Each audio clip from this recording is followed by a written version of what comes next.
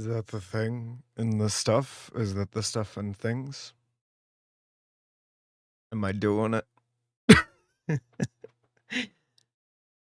Good morning, everybody, and welcome back to today's Daily Peek.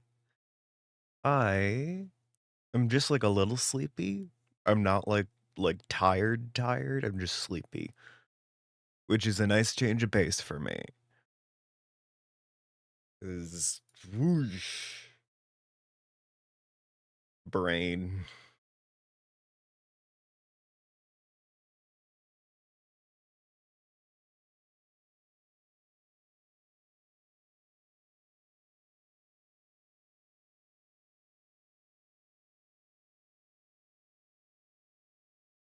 I'm doing my best.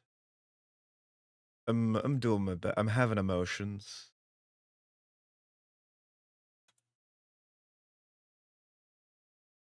Had therapy yesterday and it was a little wild. Um, yeah, not gonna go into specifics, but it was a lot. I got that Peak poster though. That's fun. Yeah. Yeah. If all goes right, I have a Fate game later.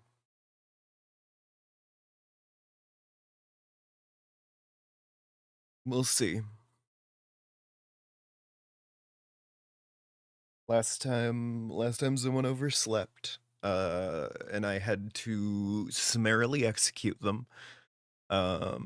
We have since replaced them with a more fitting combatant. But yes, I have had to murder one of my players. It's a sad reality, but it happens. When you're late to a tabletop game once, you don't deserve the right to live. Morning, Eka.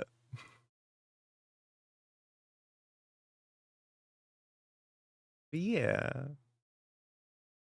we're gonna hope that everything goes right, because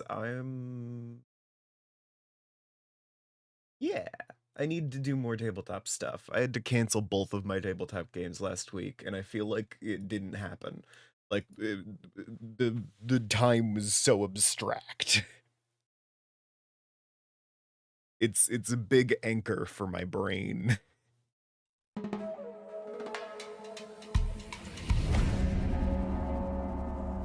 I've started the thing up in the background and not changed my fucking display. Uh, I have gone ahead and what the fuck?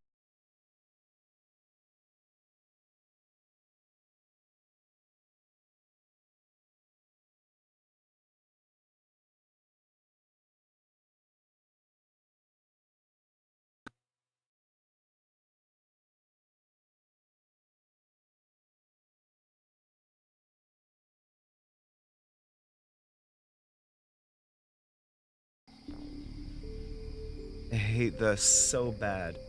Hello? My whole system just decided to reboot because it needed to. Anyway, Bing Bong's ex-wife's name is Miriam, apparently. I didn't even realize he had an ex-wife. He said I miss my wife, and I assumed that he was like, just kind of separated, like physically. But I didn't know divorce was in the picture.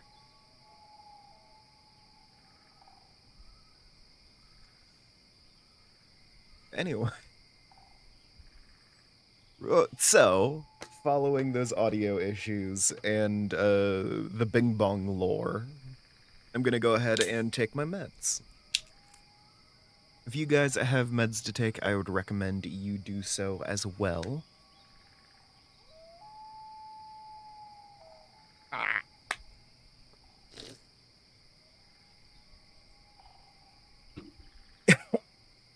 I tossed him back too hard.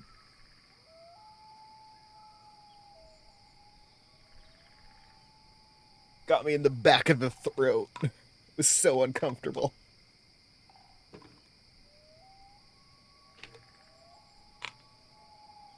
And I've also got to take my vitamins because they help me feel like a person. Yeah, apparently I've been very short on vitamins historically. You never would have guessed. I mean, based on the position I am in life and my diet and lifestyle. You would assume I'm perfectly healthy, but turns out. Cut to every time I've complained about my joints.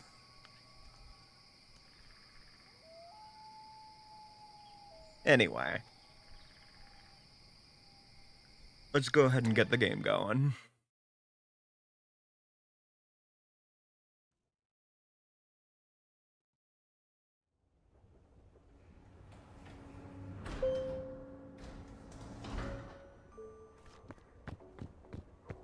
Blech. Actually, you know what? I'm gonna message the group chat for that fake campaign.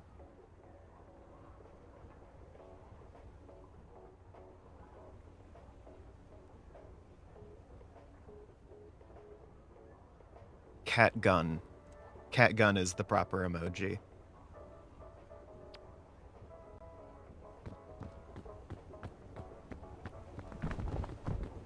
Alright.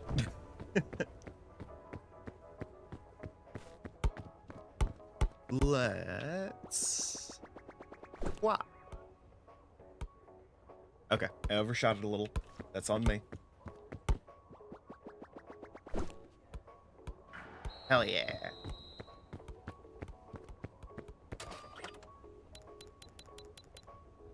And now that I have that peak map that I posted on my community Discord server, maybe I will be able to go through and properly remember the route to the peak.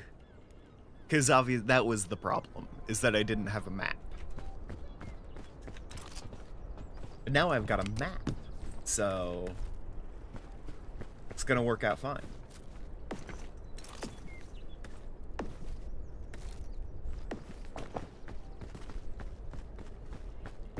I feel like I'm trying to do prop comedy without anyone being able to see my props.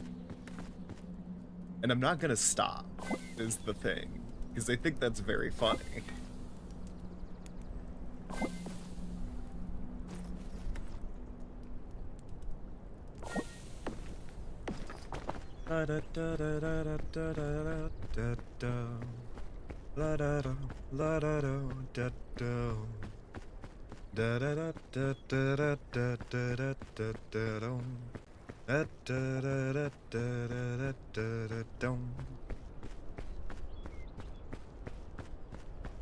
I'm just vibing. I'm having a pretty good morning.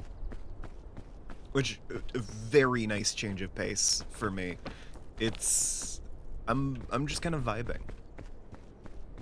I have to vacuum later, but that's a later problem.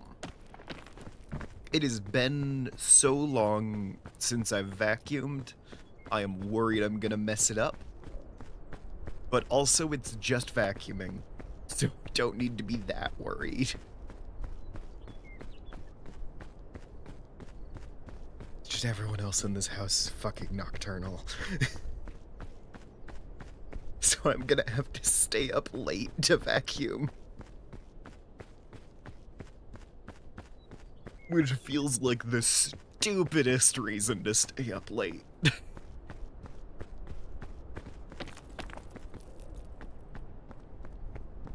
It's like I live with a bunch of owls. Not to, like, claim that I am free of sin here. I have had nocturnal periods of my life. I'm not in one right now, though, so I get to make fun of people.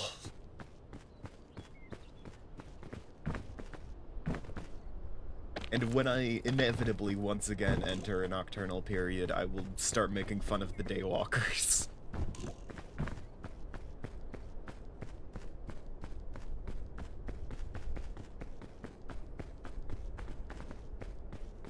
It is a classic dichotomy that I have been on both sides of, and instead of using the fact that I have been on both sides of this dichotomy, I use it to perpetuate hate of both sides, because that is the funniest option. The funniest option is to have an utterly pointless rivalry between people who get up early and people who get up late. If you can't have that, then what is society even for? Hi, Digi.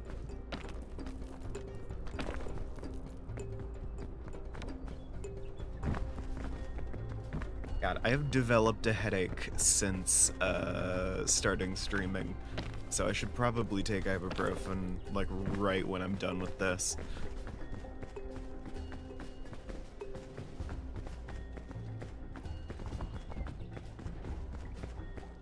Yeah, I'm hoping today's gonna be a good day. Having tabletop stuff to do, having like very simple chores. Oh God, I have work today too. I don't know how many of you guys know about like Christian holidays or whatever, but it's apparently Ash Wednesday. I serve the function of like the fucking, you know, like a resident goyim in a temple, basically, wherein I am the young, like, pagan person who knows how computers work, and I'm the only one who can do this task because I'm outside of the system. Like, it's like, oh, you're not allowed to do work on a Saturday, so we have to pay someone to turn on the lights for us. It's just an ultra-orthodox thing, but also it's the funniest shit in the world. You need to hire some Christian guy to be like, hi, I'm Tom.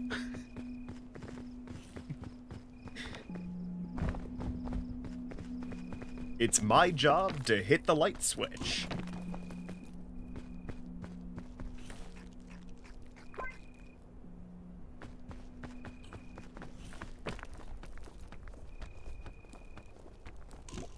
So yeah, I'm the equivalent of that, except for live streaming. Because obviously, none of the people I work with could ever truly comprehend how a live streaming platform works. They need a total outsider. And boy am I one of those, because I had to be reminded multiple times that there is indeed a holiday tonight that we are running a live stream for.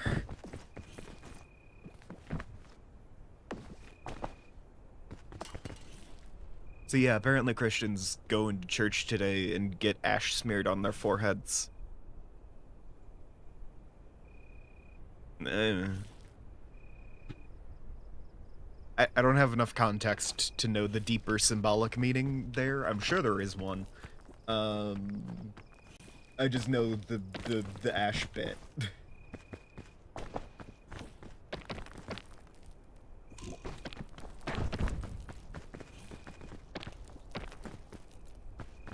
I'm gonna have to turn on a camera and point it at a bunch of people getting ashes smeared on their foreheads.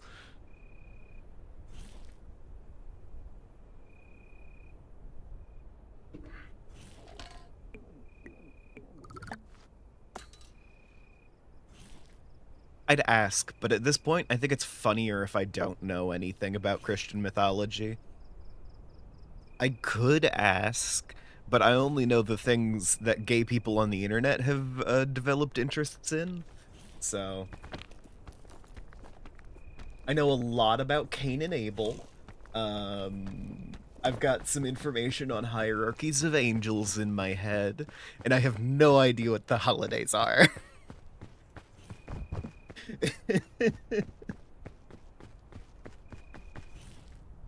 God.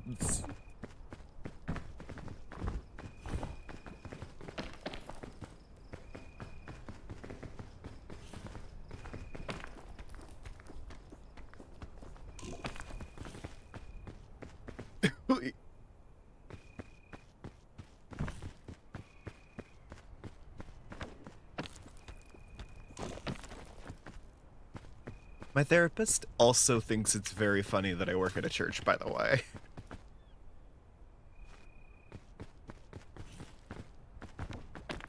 Because I talk this same way to them, and it's like, yeah, no, they're doing some ritual tomorrow. They're getting like ash on their foreheads or something. I don't know what it's about, but I'm just supposed to record it. I don't need to know anything, I just gotta point the camera.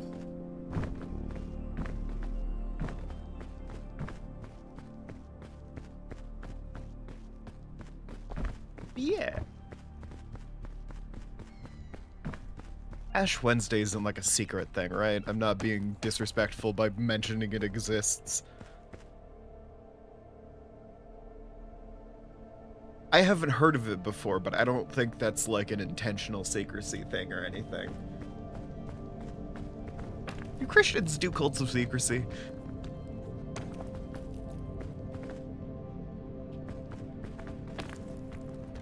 I know Dionysian pagans back in the heyday of, you know, the old faith and all that, had like mystery cults.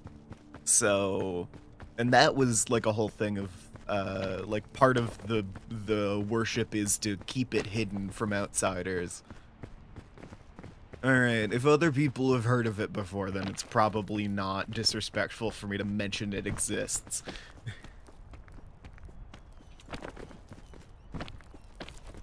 It's one of the... I really gotta Google it.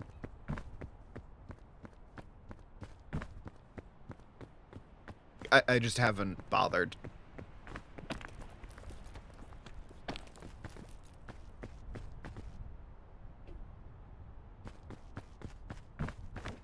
If it is like a fucking Hellenic mystery cult thing, someone tell me so I can edit the video later.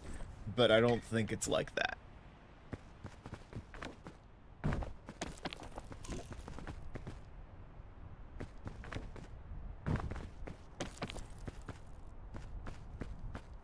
Also, I do keep calling myself a pagan, but that's not actually accurate.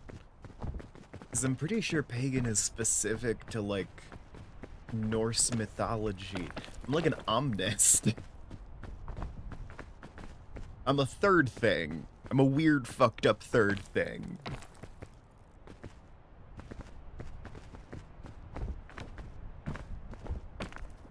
Because, like, religiously speaking, I fall somewhere on, like, an omnist animist angle.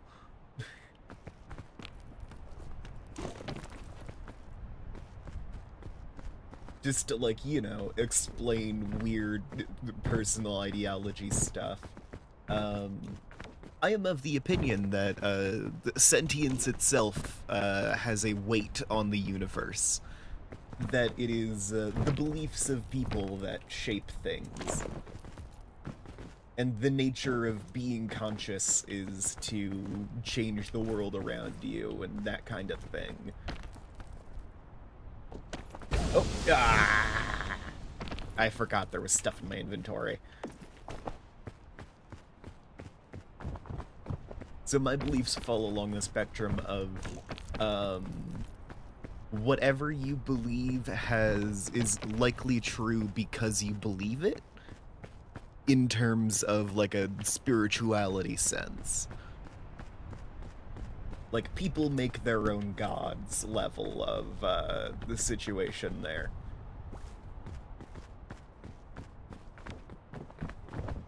Except I mean it in a very literal sense when I say it.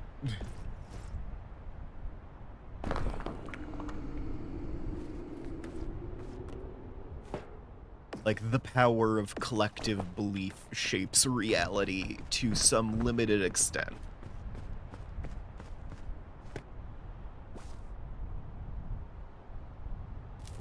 I don't think it's all powerful. There's like some stuff that everyone is going to kind of basically acknowledge is true because you're seeing it in front of you, basically. Where it's like, yeah, you can't like override the collective belief that gravity is a thing, you know? that's gonna stick in people's brains. Because everyone is experiencing gravity all the time. It's very hard to dissuade someone from thinking that they are indeed being pulled to the ground.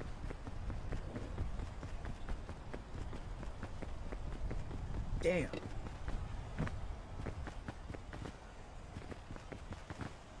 That I can't see. I was gonna say I can't see the ground. I can, it's water. That's really pretty.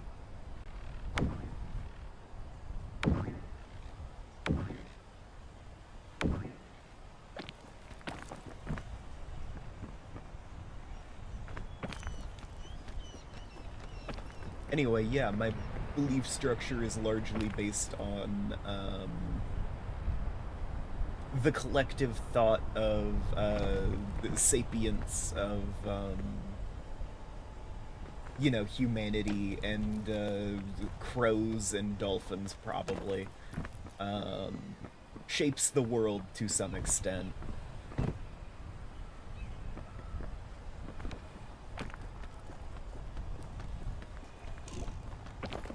And as such, our efforts to understand the world are, in a sense, creating aspects of it.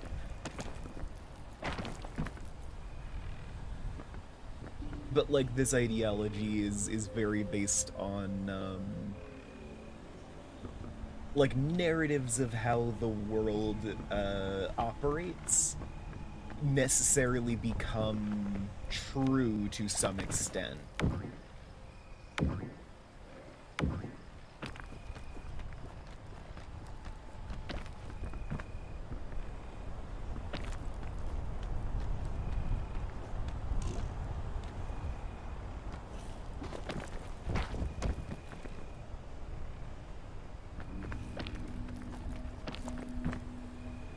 And there is nothing that will override the, like, true collective subconscious of this is the basics of how everyone thinks the universe works. I'm sure a lot of people believe in the Tartarians. I've heard of that belief. I do not think if everyone who believes in the Tartarians believes hard enough, the Tartarians will have existed retroactively.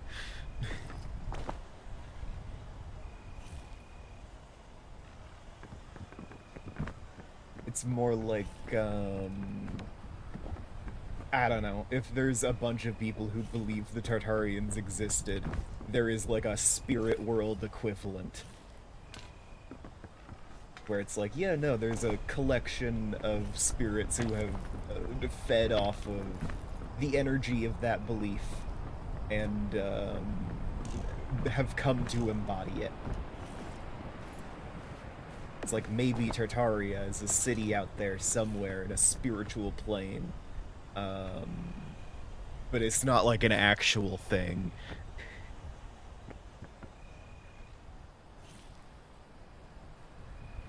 With like a separation between, oh, like a thing existing in the collective unconscious and a thing existing, period.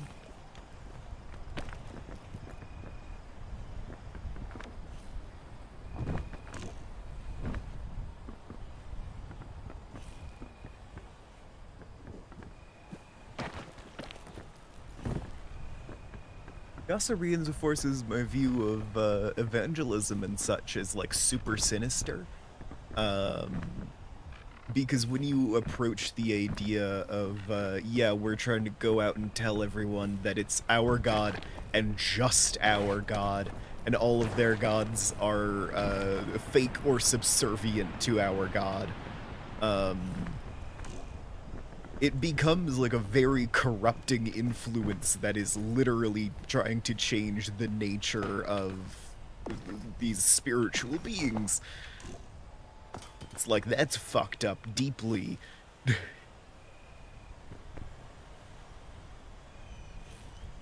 One of the cornerstones of this whole ideology is everyone believes their own thing, and those beliefs are similarly valid.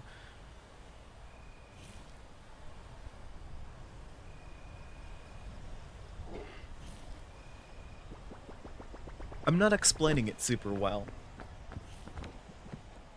This is because it's all in my brain, and the process of translating it from my brain into reality is like punching holes in it, basically.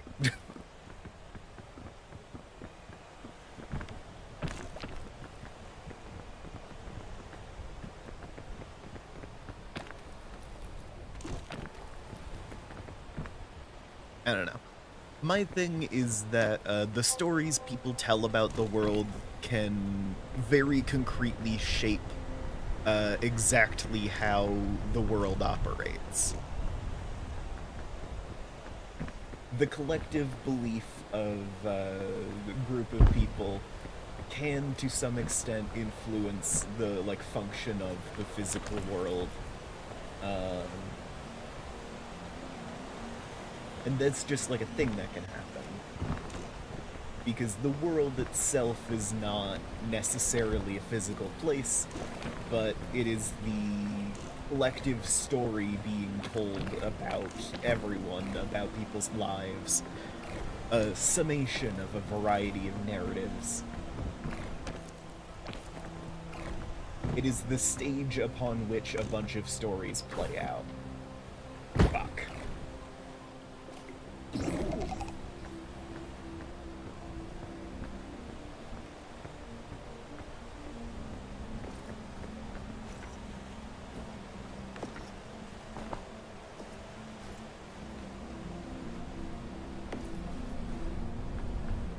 Nope, nope, nope, nope, nope. Come on!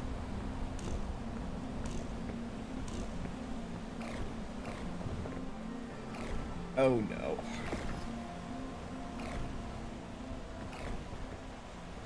Um, is there somewhere else I can go? Fuck. Alright.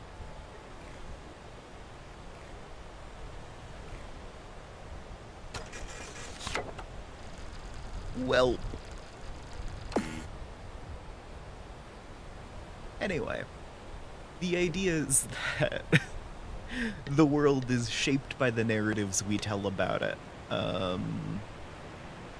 And that our influence on that narrative, albeit small, is impactful in its own way. Everyone's individual beliefs about these things manifest slightly differently, but have the potential to have very real changes. So in that sense, I'm of the belief that, like, as any religion is as valid as any other religion. And there is a kind of proportional strength behind the beliefs that is reinforced by having a lot of people believe them.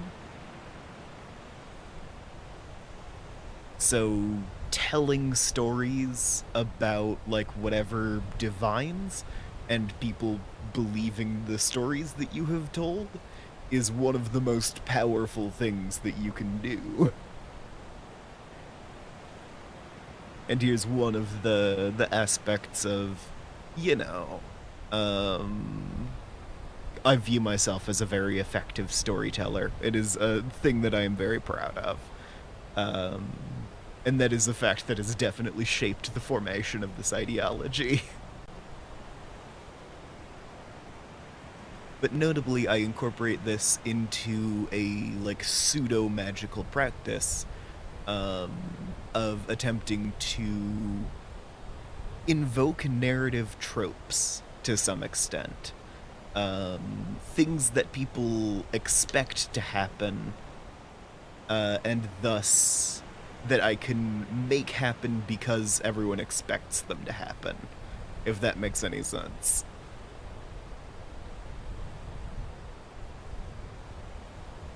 Invoking all of these little subconscious aspects of how people expect things to go gives you some ability to control events because you invoke whatever trope everyone expects a thing to go a certain way, and you can influence the outcome by everyone expecting it to go that way. And it works a little bit. You're still fighting against the collective unconscious of every human person in the world, but if you can, sleight of hand it a little bit, and just get the people who are in the same room as you to believe the things that you believe, maybe a door that was previously locked can be unlocked. Or something that was broken can be fixed without you actually doing anything of note, because you present as someone who knows what's going on and you've said the right technobabble. And when you turn it off and on again, this time it works.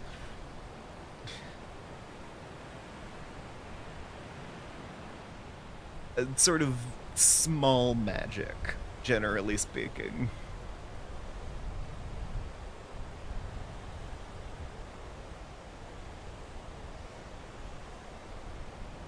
One that you can invoke by playing into the tropes of the stories everyone has heard.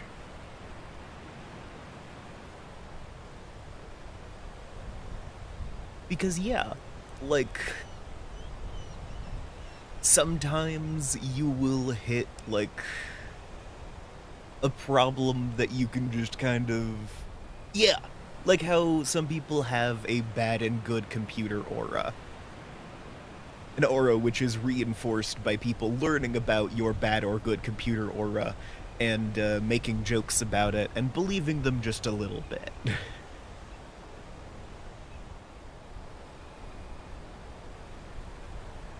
And if people believe enough that you have a bad computer aura, maybe you can break something that you wouldn't have been able to otherwise. One of the fun things.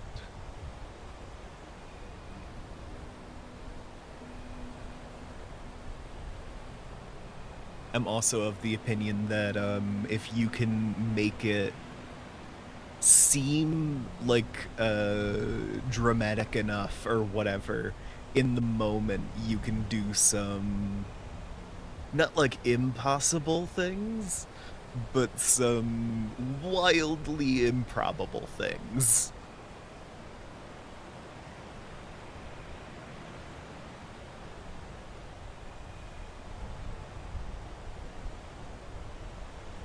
Like, once I spotted fucking narrative foreshadowing in real life, because we found a lost dog in our yard. And then, like, a little bit later, there was just kind of a guy walking through our yard for seemingly no reason. And I pegged immediately, oh, that guy is related to this dog, because two things have ended up in our yard for no apparent reason.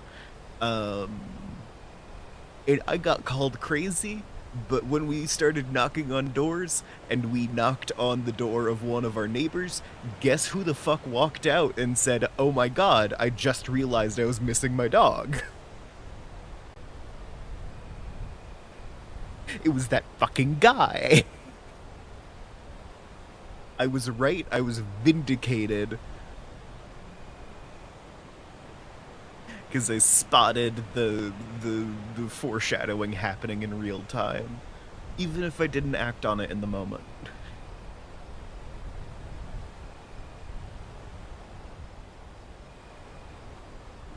I had never seen this dog or this guy before. Apparently they walk through our yard all the time. Or at least that is what they told me. They have a gate back there. But yeah, no.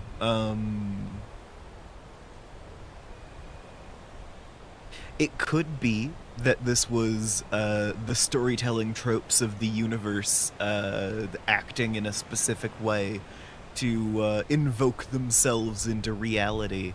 Or it could be that I spotted two things in our yard that shouldn't have been in our yard and was like, huh, those are probably related, and ended up being right as a fluke. Either way, I predicted a thing. But yeah. Usually it's nothing big that I conjure up by invoking the grand narrative forces of the universe. If you try to invoke anything too big, the universe tends to struggle back. But I have fixed a lot of problems without knowing the exact reasons they've occurred. And I have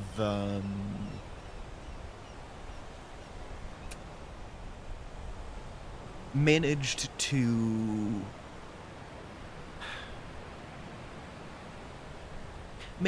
invoke the stories people believe about the world in an effort to change their perspective on a situation and solve a problem. Because sometimes the actual problem you have is something entirely unrelated to the problem you think you have.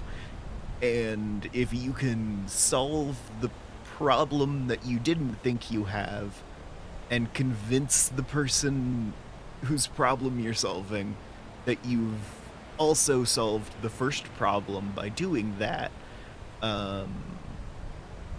it can really ease over the process.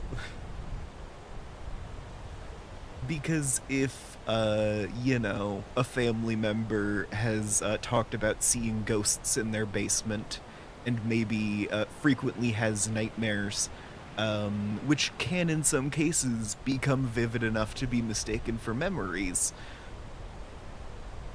you can get rid of the ghosts in their basement by doing a little exorcism ritual, and the fact that they are no longer anxious about the fact that there might be ghosts in their basement means that they stop having those vivid nightmares. That kind of thing.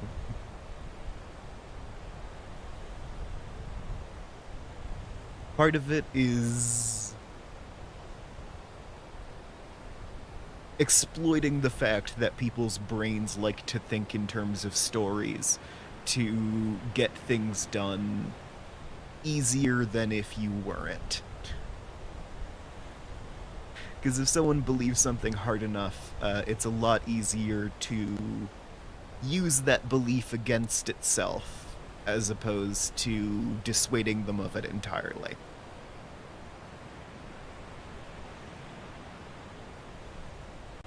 So when I say I do some magical practice stuff, that's generally what I mean.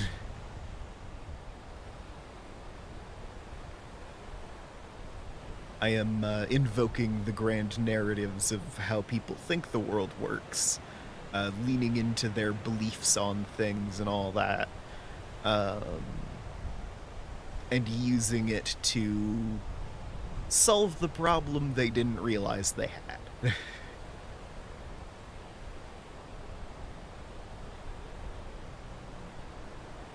It's like, there was a show I watched, like forever ago. I forget its name. It was like, Paranormal Renovations or something. And every episode of the show had two parts. And the first part was they sent a ghost hunter into a house at night to go around and determine if a house was haunted. And then, like, they would go over all of the things that, like, the homeowner complained about, and it was like, oh, there's cold spots in this room, there's whatever. Like, we're hearing strange things from the attic, that kind of thing. And the ghost hunter would go through and is like, this and this, it all relates. This could very well be a ghost. And then the next day a realtor comes in and it's like, yeah, I think the reason it's colder in this room than all of the others is because you put furniture over the vent for the heating.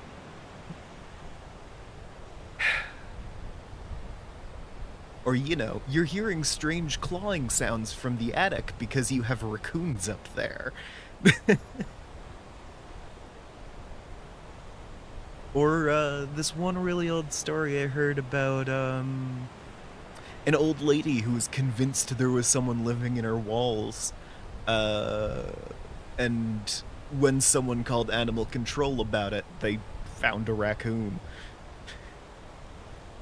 And the fact that she once heard the person talking was probably more just her mistaking something she heard on TV as coming from something else. It's easy for people to become convinced of things that aren't true, and in a lot of cases, it is easier to convince them that the false belief has evolved somehow than it is to convince them that it was false in the first place. Because if someone believes hard enough that their house is haunted, and you identify that the cold spots here are actually because, you put some furniture over the vent, they might still have a problem later and jump to the supernatural explanation of, oh, I knew this was haunted, there's a different thing happening now. And this is a haunting, even if the last thing wasn't. So the more lasting solution is to say, okay, well, I know some things about the ancient art of feng shui, and the positioning of furniture in this room is blocking the energy flow. And that's why you need to move that chair off the vent.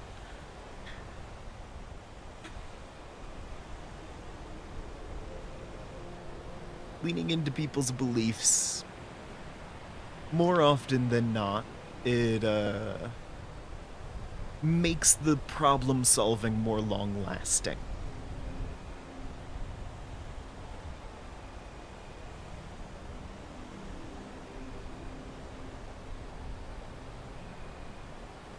Anyways, now that I've spent an extra 10 minutes just talking about my personal beliefs, I'd like to thank everybody who tuned in for today's Daily Peek.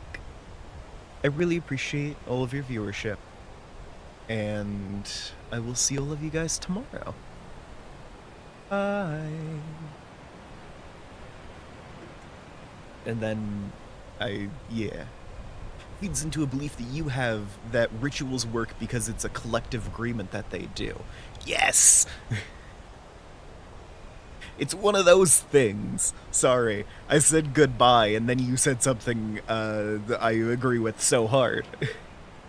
Yes, rituals work to some extent because everyone has a shared belief that doing the ritual will achieve a purpose. And sometimes the only thing that doing that ritual does is change someone's attitude about a situation. And sometimes that's all you need to do to fix the problem. Because like I said with the ghost problem, maybe your family member is just having vivid nightmares that they are mistaking for memories. And telling them that ghosts don't exist won't necessarily fix that problem. But if you can convince them that you have exorcised that ghost, and that it has moved on peacefully, or give them a task to do that will say, hey, when this happens, do this, it will satisfy the ghost or whatever, you not only solve the actual problem of, oh, you are mistaking some nightmares that you had for actual memories, and that is why you believe there are ghosts in your basement, but you are also solving the problem of them being overly anxious about it and possibly attributing other issues to that. Anyway, thanks for tuning in. I appreciate your viewership. I will see all of you guys tomorrow. Bye.